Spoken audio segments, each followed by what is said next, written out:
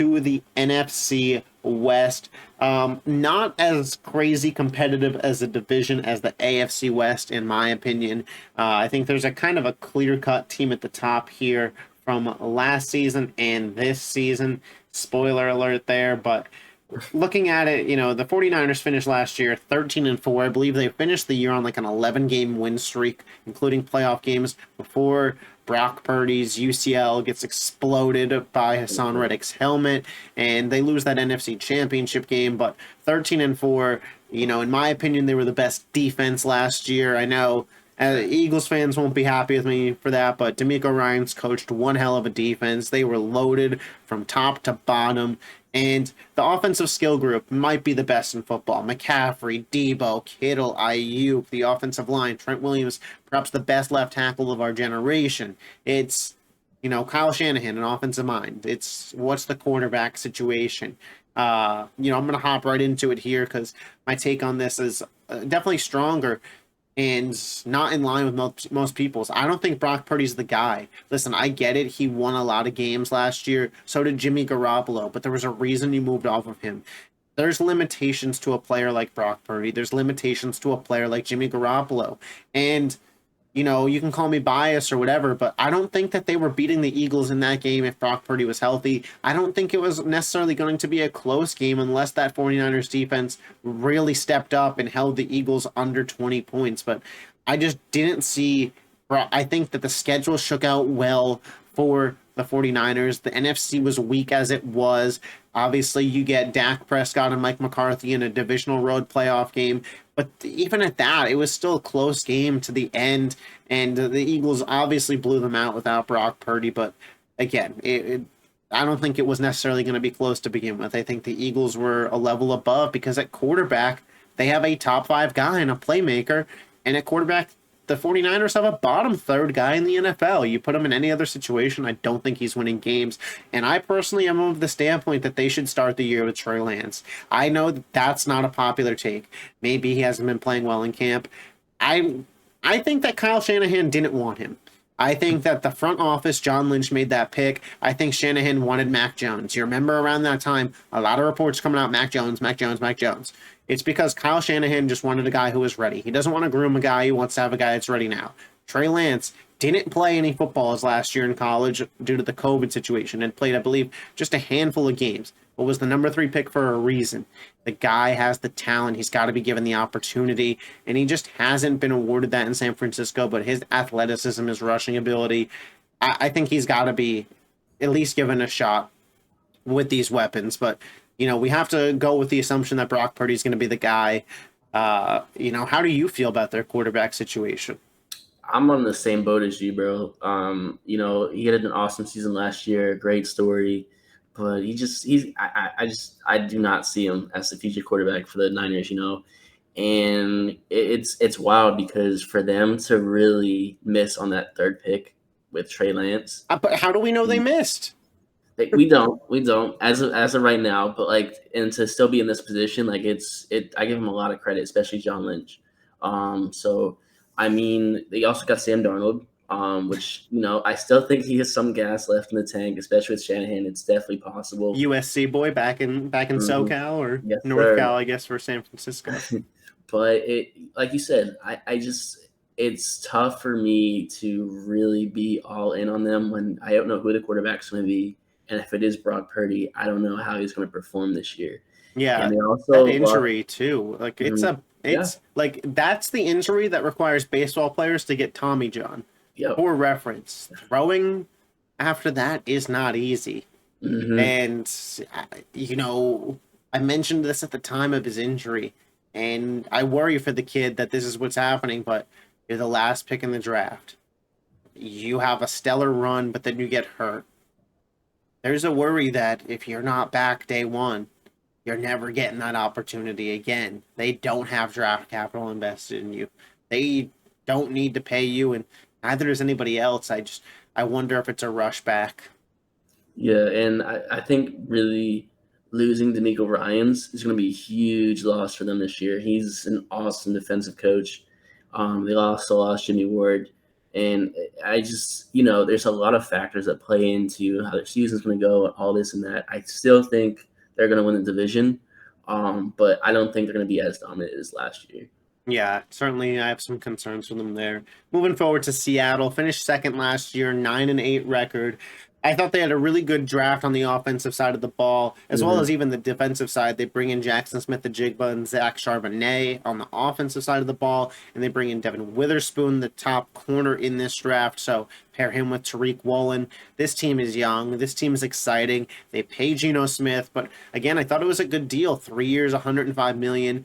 Kind of used Geno as a good bridge quarterback who, hey, if the lotto ticket keeps on paying out, you could give him another extension. But if not, he's serviceable enough to your guys to help them develop, maybe get some playoff experience while you use that 3 years to potentially draft a guy, have him sit behind Geno and groom him for the future.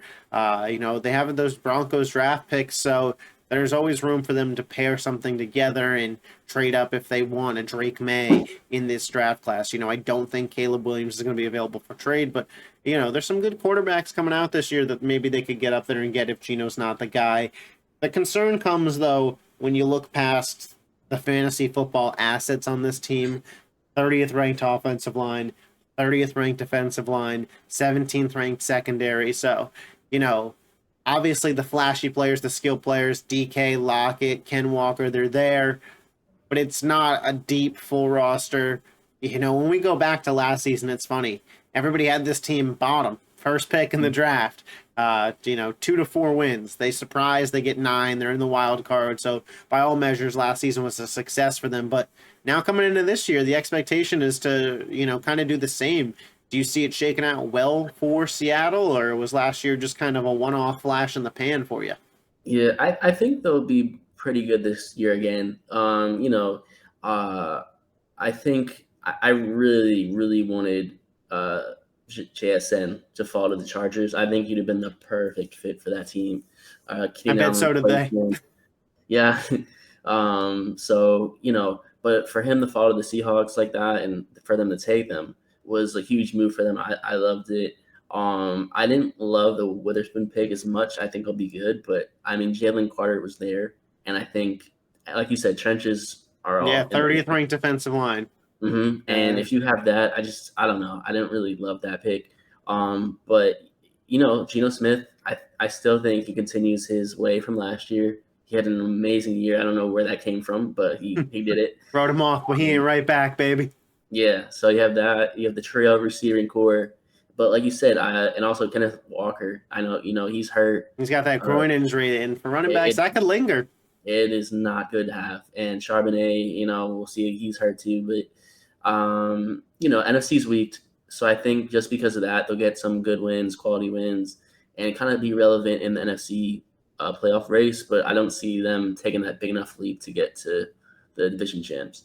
Yeah, I feel you there. And then when it comes to third place in this division, the Rams last year, 5-12.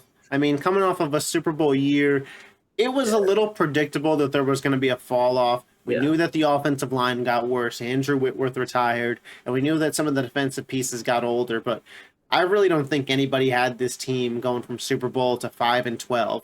Obviously, there was a Matthew Stafford injury and then a Cooper Kupp injury piled on top of it. And Cooper Kupp obviously didn't rush back to a team that wasn't going to have a quarterback. There was that whole stint where Baker Mayfield was signed on a Tuesday and was playing quarterback on Thursday and won them the game versus the Raiders. So it was a crazy season for them. And it was crazy in the offseason. Jalen Ramsey obviously moved to Miami. Bobby Wagner now back in Seattle.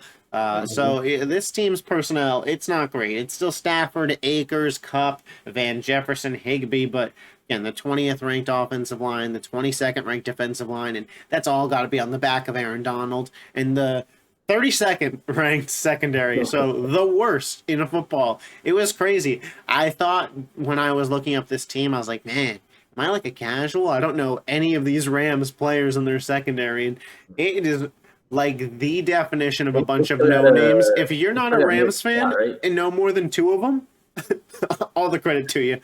They still got Nick Scott, right? Dude, I don't have the names written, man. I just know that they're not good. But listen, they got their Super Bowl. They traded away. They said F them draft picks. They got the Super Bowl, so it was worth it. But now it's, I have a feeling that midway through the season it might be, let's get some draft picks and move Aaron Donald. And it'll be huge, but a team will come calling. And if you don't think that you could get a first round pick for Aaron Donald, and listen, maybe I'm overshooting because we see a lot of older defensive tackle players go for a lot less, but Aaron Donald's a different beast. And again, it obviously depends on positioning, but there's going to be a lot of teams in an AFC playoff race. You don't think the Jets will say, let's go all in, let's go get Aaron Donald and pair him with Quentin Williams? Could happen. A scary thought right there. But listen, the Rams, their season expectation, let's just say Stafford and Kupp stay healthy. Is this team in the playoff race for you? If they're healthy, give them a full 17. That's never going to happen for Stafford, but give them a full 17. I've been seeing this everywhere, and I know the NFC is weak, but there's a lot of people that are on the Rams to make the playoffs this year.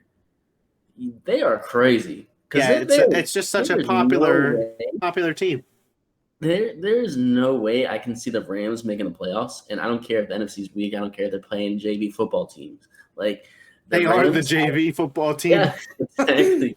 Like they just have this identity crisis to them. McVay was gonna retire.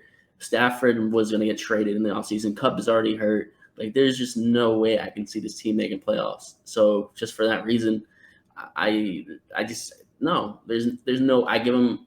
I'd be shocked if they even were close to making playoffs this year. Yeah, I wonder at what point, if the wheels start to fall off the wagon, do they abandon ship and start moving Stafford? Say a team with a quarterback gets hurt. I don't like. Obviously, you don't like to speculate, but the Niners in division. Ooh, yeah, I don't think they would ever do that. But obviously, you don't want to speculate. But I don't know. Let's say, for sakes of argument, that Deshaun Watson gets hurt and the Browns are 7-1, and they're like, oh, we still got a shot. Like, let's get Stafford. Cooper Kupp obviously will have a market. Aaron Donald obviously will have a market. You could hit a full reset on this team and shit, like you might be able to get Caleb Williams if you move all them pieces around. That's the direction I'd be looking in if I was the Rams. But Sean McVay, we know the ego this guy has. He doesn't want to be there for a rebuild. He almost wanted to leave after a Super Bowl. He certainly doesn't want to be there for a rebuild. So we'll see. Maybe they're a team that shouldn't be, but will be buyers for, whatever reason. But let's move forward. Talk about the Arizona Cardinals here. 4-13 last year. Obviously, the biggest story with this team. Kyler Murray, torn ACL. When's he going to be back? We don't really have a definitive timeline here. Not at the start of the season. I'd really imagine he at least starts it on the pup. I'd imagine the earliest we would see Kyler's around Thanksgiving, but to be honest, I don't think he plays a snap this year. That's kind of the mindset that I'm going into. I have him on a dynasty fantasy football team, and I don't expect to have him in my lineup this year. Jonathan Gannon, new head coach, obviously former Eagles defensive coordinator. We're not a fan of the hire. Obviously, sour taste left in our mouth, but he's got to be better than Cliff Kingsbury, you'd hope, right? You'd imagine. DeAndre Hopkins, obviously gone on the Tennessee Titans now. They got nothing back for him. They're, let's be honest. This is a team that's playing for next year. They have their own first-round pick in the draft and the Houston Texans. Very well could be going into the 2024-2025 NFL season with Kyler Murray traded, a slew of draft picks in their back pocket, Caleb Williams and Marvin Harrison Jr. on the roster. And they could be starting over. I think that's definitely in the realm of possibilities. If I was in the front office, that's probably where I'd want to be. But the funniest thing about this team is it's all on Kyler Murray's health track. Because if he comes back, he's good enough to win them some games that maybe pulls them out of that number one pick spot. And then it's, do you trade Kyler and go with Drake May? Or do you try and roll with Kyler and build around him because he's young enough? Caleb Williams is the can't miss prospect. If you can't get him some real decisions to be made. Obviously, you're not a doctor, so I'm not going to ask you when you think Kyler's coming back. But what are just your things to watch for with this team that's likely not going to be good? But is there any players you're kind of keeping an eye on that you think could be part of the future? Yeah. So first of all, I despise Jonathan Gannon with anything I have in my bones right now. And for the record, I know we just saw this podcast, but I wanted him fired after before last season. So I'm not just a bandwagon Gannon guy. Like he was awful before last year too. Yeah, So starting with that, they do have James Conner, which he's there. Hollywood Brown's a good piece to have. I think he's still young. He still has the burners, and I think he's a guy, especially if you have Caleb Williams, who could really help him out in his first year. Buda Baker, he might be gone soon. Billy, Yeah, Billy. yeah, but we'll see. But for me, you have to sit Kyler, even if he's ready, because like you will get fired in 2 years because Kyler's still playing, and I'm a Kyler guy. I like Kyler, but he's not like I he's like not Kyler, playing. but the team around him is so bad. I Yeah, mean, they're the 31st ranked offensive line, 32nd ranked defensive line, and 29th ranked secondary. Like the yeah, team is terrible. they're very bad, and did get Paris Johnson to help the O line out. We'll see how that goes, Yeah, but but again, that's not going to be no, like Colt McCoy's your starting quarterback. So like yeah, you'll be able to see if he's a good tackle, but like it's not a needle mover for this season. no. So we'll see. I'm curious to also see how the team is with Gannon on the team as the coach, how the identity is, how they react to his Did they coaching. believe in him? Exactly. Did you Um, see that weird like exchange when he first got there with him Buda and Baker Kyler? No, or him and Kyler had like a weird exchange Kyler, too. He's just kind of a weird guy. Funny story about yeah, Jonathan Gannon actually. Me and my buddy were going to a Lakers Sixers game. So LeBron was in town, so the celebs were out. When we got to the game a little later than we wanted to because of traffic, Devonta Smith and AJ Brown were sitting courtside. Allen Iverson was in the building. Like stars were out. And when we're getting there, obviously we're a little late, and we're next to blacked out matte black G wagon, tinted windows fully. We're like, yo, who are we next to? Is it Big Play Slay? Like Jalen Hurts? Like who are we next to? Lo and behold, it was Jonathan Gannon. I didn't know Jonathan Gannon was like that. I didn't know he had that black G wagon energy. So Hey, maybe he's got something cooking that we don't know about. But I want to hop into our predictions here. I feel like we're definitely gonna have the same here again. These two divisions, we both I think went a little chalk with our picks. So for anybody that's new to the pod, I promise you I know my picks aren't chalk, especially next week for the AFC and NFC South. I know that Nolan's aren't chalk when it comes to the AFC East. So obviously, there's no correct answer for the NFC North. But let's hop into it. I'm assuming you got Cardinals 4, yo, and Cardinals 3 or 4 wins. Yeah, yeah, I got them at 3 wins. The Rams I got in third. I got third. them at I 5 wins again.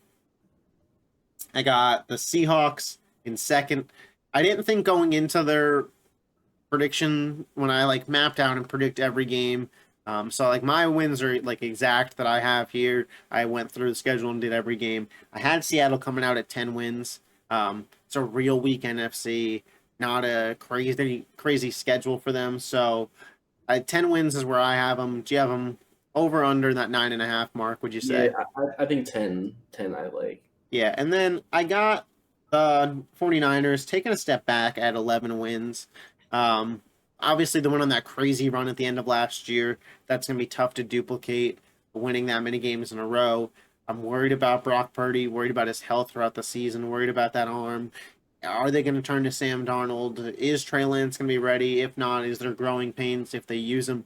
So a lot of questions at the most important position. So I got him at 11 wins, taking a little bit of a step back. Mhm. Yeah, 11 wins for me. I was going to say too. Yeah, so we're pretty much the same here. Obviously, let us know your predictions for the AFC and NFC West in the comment section. We'll be responding to as many comments as we can.